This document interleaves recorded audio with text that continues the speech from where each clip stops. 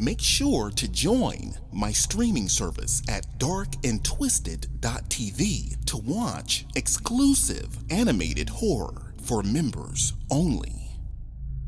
Don't forget to like, comment, and subscribe as it helps support the channel.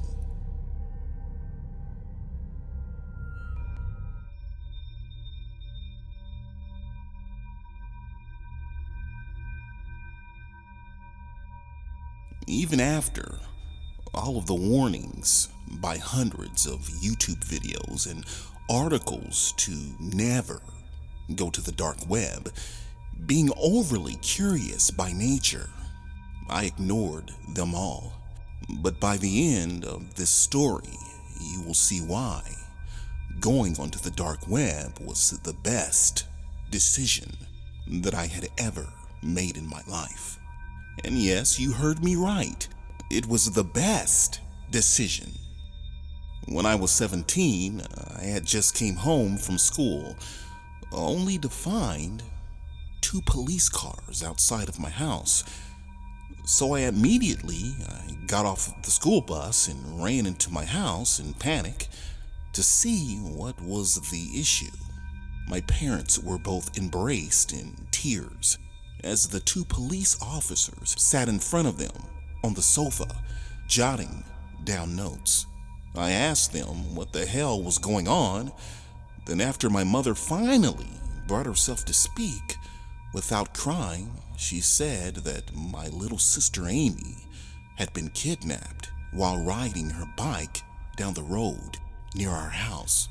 Of course, we all were devastated and were in full panic mode. I mean, who wouldn't be? For the next 3 weeks, every night I was awakened by the sound of my mother's crying in the middle of the night while she slept in my little sister's room, in her bed, curled up with one of my little sister's stuffed animals in the fetal position. Either it was for comfort, or maybe she expected her to magically appear or something. It was like a bad dream, and that's exactly what it felt like. A very bad dream that I was so desperately eager to wake up from. But it was no dream. It was reality. My little sister Amy was gone, and we didn't know if we would ever see her again. I mean, look at all of the kids' faces that you see plastered all over milk cartons. The majority of those kids are never seen again, unfortunately.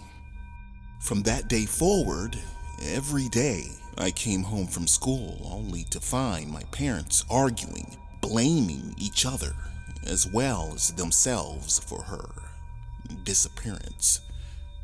Even though I told them both that it was not their fault, deep down inside, they thought it was. Each day they seemed to be growing further apart and was 2 steps away from divorce court. You know, as they say, things like this either bring a couple together or it tears them apart. I guess they would succumb to the worst. A few weeks later, as I was searching the dark web because I was bored, and I like to do that when I'm bored, I came across a link called Buy or Die. There was really no description, and it was a pretty basic link, so I clicked the link and I entered. On the screen there was a dark room, and in that dark room there were 3 doors, and on each door there were 3 question marks.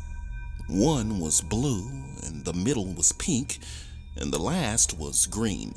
Then a chat box opened up at the side of the screen. Some guy who went by the name of the Great Salesman told me to pick a door, so off the top of my head I picked the middle one.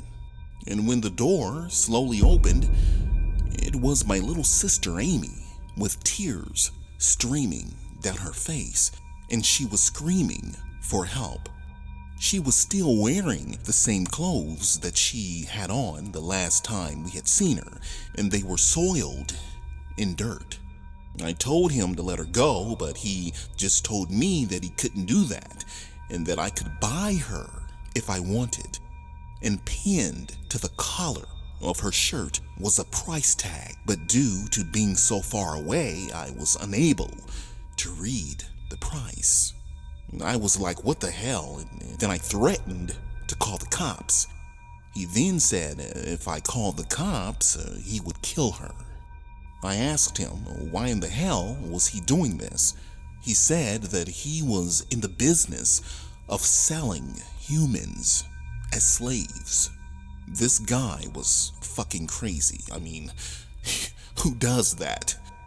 I didn't want to tell him that it was my sister because I didn't know what he might do.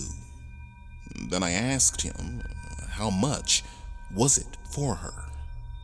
Then he had her come closer to the camera, and on the price tag it said $15,000. So by me not having that type of money, I went into my parents' room and I took my dad's credit card from his wallet and I told the guy I was ready to pay. But before I did, I didn't know where he wanted to meet to do the exchange. Then he told me to give him my address and he would drop her off after he received the payment. But then I asked him, how do I know that he won't just take the money and keep her? He said that I had no other choice but to trust him. I didn't want to risk her life, so I just paid the money and I gave him our address. And of course, in the back of my mind, I'm thinking like, what the hell? Am I going to regret this? But what would you have done and if you were in that situation? I figured I would just explain things to my dad about the transaction after Amy was delivered. So he told me she would be delivered around 3:30 p.m. the next day in front of our house. Then the screen went black. The next day had arrived and I was eagerly waiting on the front porch. But after 3:40 p.m. and no delivery, I began to worry that it was all just some sort of trick to get the money. Then it was 4:40, then 6:30. I waited out there till 11 p.m., but by that time I knew he was just lying. Then I thought to myself, what the hell was I going to tell my parents about the 15 grand out of my father's bank account? A week had gone by and I had no other choice but to tell them the truth. To my surprise, they weren't really that upset about the money as I thought they would be. They were more disappointed that it was fake and that this asshole had their little girl and they didn't know if they would ever see her again alive, you know. Then, a few days later, my parents decided to split, but a few days before he moved out, a black van had pulled up outside of our house, and when it pulled off, there was my little sister Amy running up to me with tears in her eyes as we embraced tightly. She handed me a note that read, "My husband was the one who kidnapped Amy. He couldn't live with the guilt, so he slit his own throat.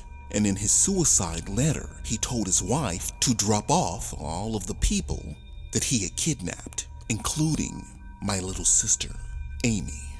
The wife had claimed that she had no idea about his sick and twisted crimes, so we decided not to file charges against her. When my parents got home from work that evening, Amy was there at the front door to greet them. As I stood back and I watched the emotional moment, my parents, they ended up staying together. Until this day, they all three credit me for saving our family.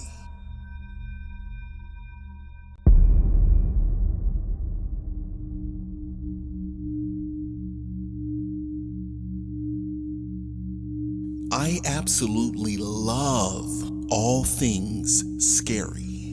I always have. But my twin brother, Kendall, was always a huge wuss. I mean, he was scared of everything. To be honest, I think he was even scared of his own shadow, for Christ's sake. But the main thing that he was scared of was the dark web. He's never been on there before, but he heard the rumors, like most people. Rumors that usually have people so curious that they end up visiting the dark web anyway. But my brother, as I said, too chicken shit. As for me, I've been on it a couple of times, but mainly I just hung out in chat rooms and, talked random shit. Nothing exciting or anything like that. I have to admit that I've seen a few gruesome videos and photos, but to be honest, they all looked fake to me. Anyways, I knew that there was only one way to get Kendall to braven up and go on there with me, and that one way was to get Andrea Whitley over to our house. Andrea was my girlfriend Jane's younger sister that my brother had a huge crush on. I mean, there was no way he was gonna chicken out in front of her. So I knew that this was the perfect opportunity. They lived next door, so I called them over just to hang out and chill for a little bit. A few minutes had passed and there we were, sitting around, just talking random shit. That's when I broke out my MacBook Pro and I went on the dark web. Both girls sat down next to me while my brother stood back in the distance, biting his nails. So I told him to come on over and join us. He hesitated at first, but when Andrea looked over at him and smiled, he immediately joined us. There were thousands of links, so I randomly clicked on a link called The Zookeeper. Now I'm going to have to warn you guys that if you're the faint of heart, you might not want to hear this. A man appeared on the screen and he was wearing a horsehead mask, explaining that we were about to view the most horrific torturing of animals. Now I'm not going to lie, I'm not, totally not an animal person. Never have been and I never will be. But I don't enjoy seeing the torturing of any living creature. Immediately, the girls were in agreement that they didn't want to watch any of it, but I told them that if it got too bad, that I would leave the website and we would just go on something else. At first, the man brought out a few chickens that were in a small wooden cage. And then he brought out this large container with the word acid on the label. And at that point, I think we all knew what was about to happen. He poured the acid onto the chickens as we watched them jump around in pain, their skin bubbling up and falling off, revealing their insides. The girls covered their eyes while the look of shock displayed on my brother's face. Then, after he was done with the chickens, he rolled out a large metal cage. And inside of that cage was a large lion. And yes, I said lion. At first, I thought it was just fake, but then when it began moving around and growling, I knew it was legit. Then the man took this long spear-looking thing and it had a sharp edge on it, and he began poking at the lion, causing it to bleed and roar loudly. That's when the girls got up and they left the room. They couldn't watch any more of it. My brother Kendall said that he felt as if he was going to vomit, but it was like a train wreck. We couldn't take our eyes off of the screen. Then the man poked the lion one more time, his arm going too far inside of the cage. That's when the lion moved quickly and he locked his jaws around the man's arm and ripped it completely off. Blood began squirting everywhere as the man screamed at the top of his lungs in pain. Then the lion somehow escaped the cage. Then he ripped the man apart, leaving nothing but broken bone on the floor. I had never in my life seen so much blood. It was horrifying. My brother Kendall yelled and he said he was about to vomit. Then he ran toward the bathroom and I logged off. As usual, I'm warning you to be very careful when visiting the dark web.